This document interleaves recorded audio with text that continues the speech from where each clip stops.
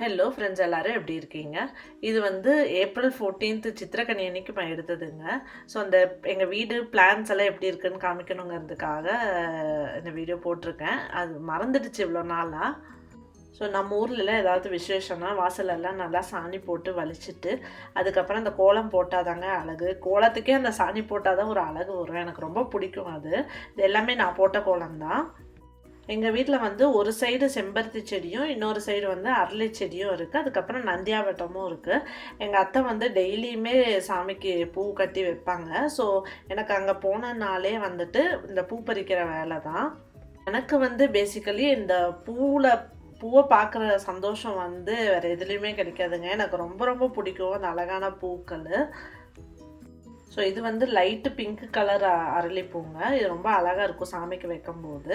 So இந்த செம்பருத்தியும் sometimes அப்படியே வைப்பாங்க, இல்லைன்னா அதையுமே பிச்சு அந்த அரளி கூட சேர்த்து கட்டி வைப்பாங்க. இந்த கெட்டி நந்தியாவட்ட பூ இருக்குங்க, இது வந்து கண்ணுக்கு வச்சா ரொம்ப குளிர்ச்சின்னு சொல்லிட்டு நிறைய பேர் பிடுங்கிட்டு போவாங்க. இது வந்து காம்பு நல்லா கெட்டியாக அழகாக இருக்கும், ஒயிட் கலராக சூப்பராக இருக்கும் செடியில் இருக்கும்போது.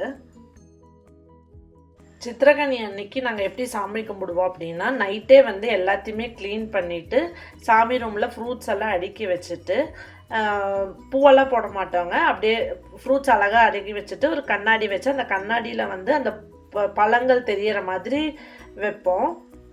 ஸோ இது வந்து மா, பலா, வாழை இது மூணுமே கண்டிப்பாக இருக்கணுங்க இந்த சாமி கும்பிடும்போது.